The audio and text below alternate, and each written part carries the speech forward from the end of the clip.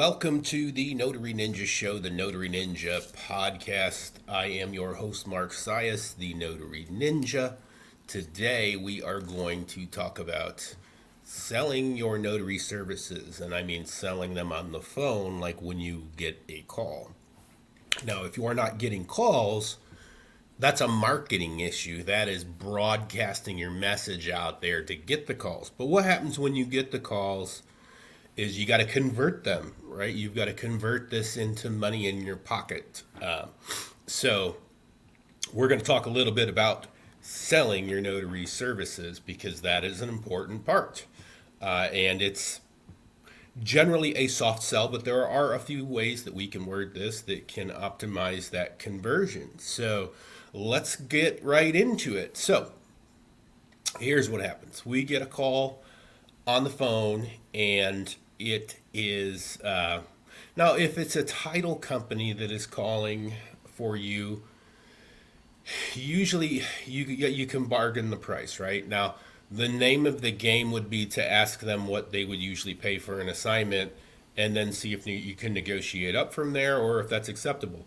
Now, they already know this trick. Most of them know this trick, so they're going to try to get you to quote unquote show your hand first.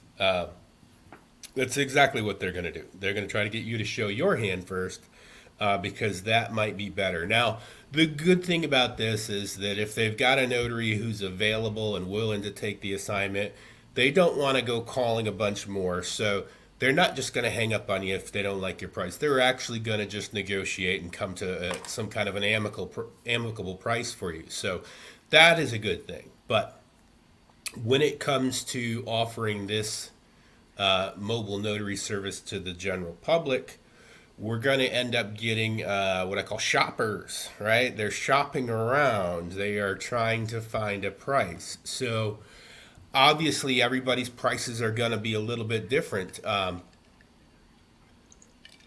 Some of your competitors may charge less or may charge more.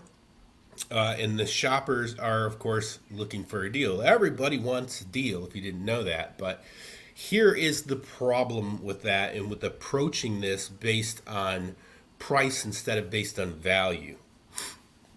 The problem is it's a one-way ticket to the bottom, okay? You charge a little less, so you think you can get more customers, and then the next notary decides to charge a little less. Next thing we know, we've got notaries running around doing $75 jobs for $30 because they have tried to undercut and underprice everybody else, and that is just ridiculous. You're devaluing the industry and you're devaluing your own time. So how do you overcome that? What happens if you have a higher price and you have them on the phone? Well, you're going to sell them on your service. So Grace and I actually do this every single day. We obviously have a notary business. We have a document preparation business. We even do fingerprinting and apostilles. And so I'm talking prices with people on the phone all the time, and I'm selling these services on the phone with them when they call, or sometimes just through email.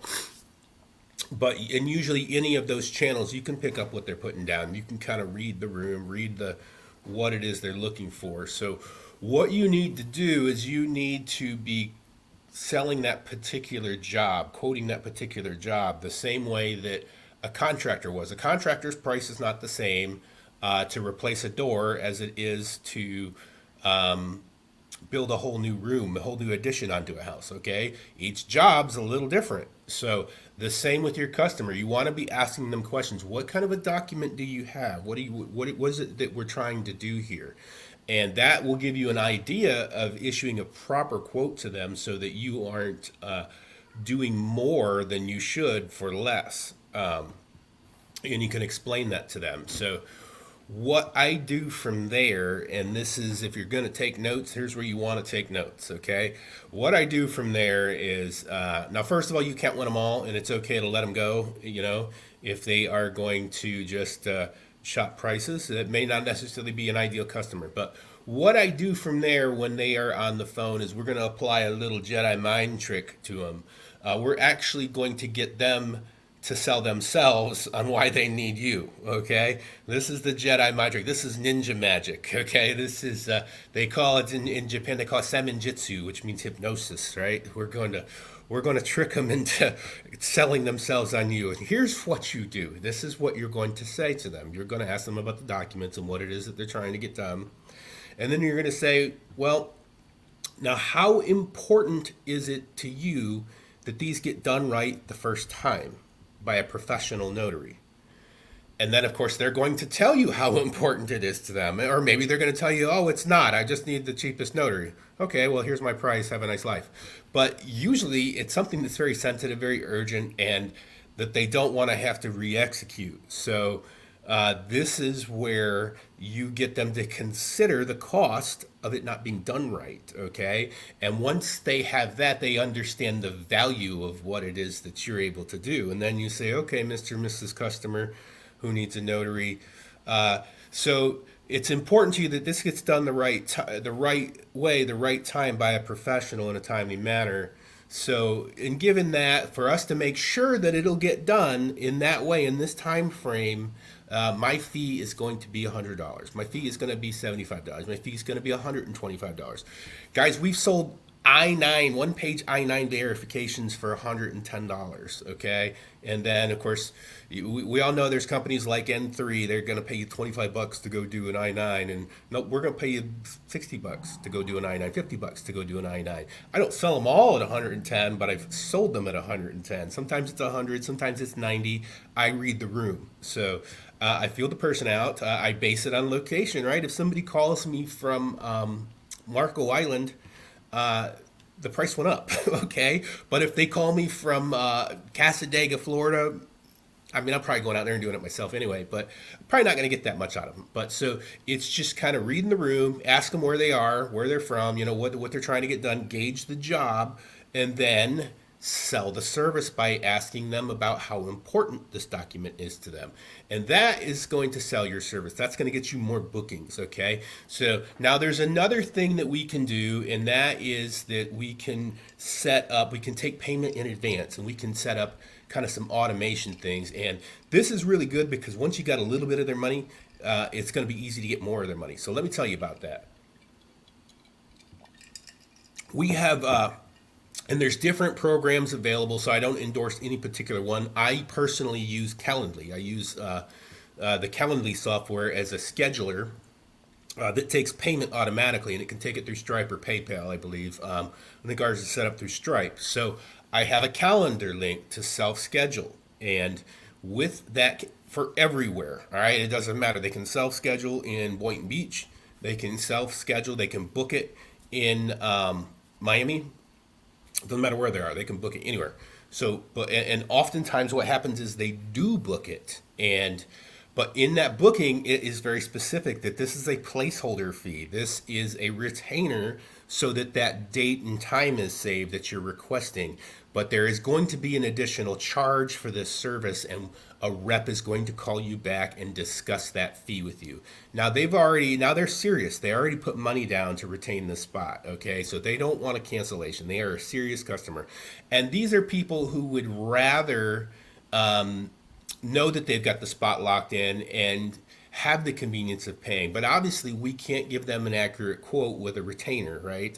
I can't just have a one size fits all deposit. It doesn't work that way. If they paid a $50 deposit and they've got a whole loan package they need done, that's not going to cut it. It's not fair for me, and it's not fair for the other notaries.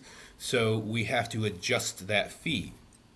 So I explain in our Calendly booking, this is the placeholder, and a rep is going to call you, and we're going to go over that particular job and tell you what the remainder of the fee is going to be and take final payment. And with every single one of these that does this, there's never an issue. They've already pulled out and put money out and understand that that was just a placeholder fee and that there's an additional charge. And it always works really well that way. There's very little pushback when you're using a mechanism like this. So this is more in the lines of what I call a sales funnel. But with Calendly, it is super easy. They do give you links that you can embed, or code that you can embed on your site, or just a link that says link to my calendar, and can process payment for you. So this makes it convenient for you to get bookings kind of on autopilot. Now, are you going to get a ton of them like that? No, you're probably going to get more calls and you're going to get that, but you're still going to get them. So It's important to have these tools out there, and I've talked about this before, but being able to take multiple different payments using different payment processors, for just that reason, to be able to process any kind of payment from anybody, anywhere. We have clients that we work with that are in Canada, and so we have to have bank accounts that allow the funding to come through Canada, right? Because some are just more difficult, or we're just, hey, just mail us a check, but we're not going to process this entire transaction until we receive payment. So you want to have some flexibility with that. You want to have those options available for your customers, because that is just one more part of that sales process. You want to be able to take payment over phone while they're on the phone. That is the ideal scenario, is when somebody calls you, is to take payment then, even if it's just the deposit. So you don't know what the entire fee is going to be when you get there.